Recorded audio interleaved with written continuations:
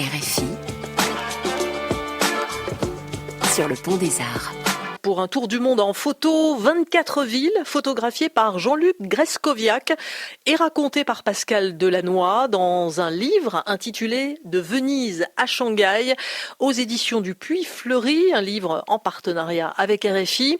Il se veut une ode à ces villes. Notre reporter Solène Gardret a rencontré les auteurs. De Marseille à Singapour en passant par Marrakech, cela fait des dizaines d'années que Jean-Luc Grescoviac photographie les villes. Paradoxalement, c'est à Paris, ville qui n'est pas dans le livre, qu'il est tombé sous le charme de la photo d'architecture. Dans les années 80, c'était le Paris qui se transformait complètement, Il y avait la Cité des Sciences, le Forum des Halles avant celui-ci qui venait juste d'être inauguré.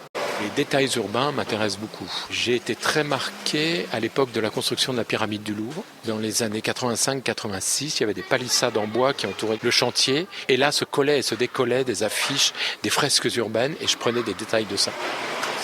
La photographie d'architecture avec les lignes, les diagonales, les horizontales, les verticales qui se croisent et qui mettent en valeur ou pas un immeuble, un détail d'architecture. Voilà, c'est ça qui m'intéresse. Dans ses archives, il a dû piocher 300 photos pour mettre en valeur 24 villes très différentes les unes des autres. On voulait jouer sur les contrastes, sur la diversité.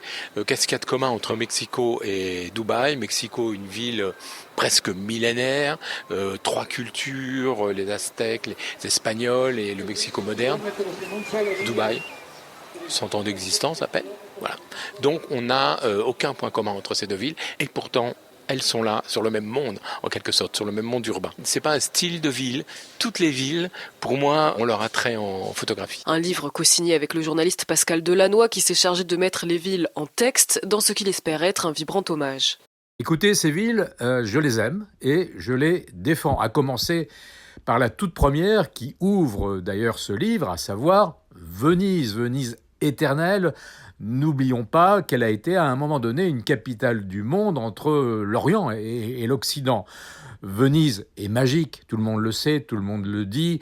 Alors c'est vrai, il y a beaucoup de touristes depuis quelques années à Venise, mais franchement, préparez votre voyage et vous trouverez le moment de la journée, le moment de l'année où vous serez seul ici ou là, dans l'une des rues, sur l'un des ponts de cette Venise si mystérieuse. Ou Łódź en Pologne pour Jean-Luc Grescoviac. On va dire Łódź en polonais, dû à mes origines. Voilà, je voulais absolument que cette ville, qui était une ville industrielle terriblement polluée, est devenue maintenant une ville du tertiaire, très moderne, avec l'entrée de la Pologne en Europe en 2004. Et je voulais montrer ça. Jean-Luc Grescoviac est depuis parti photographier Copenhague pour la première fois, un nouveau chapitre dans sa collection de villes. Un reportage signé Solène Gardret.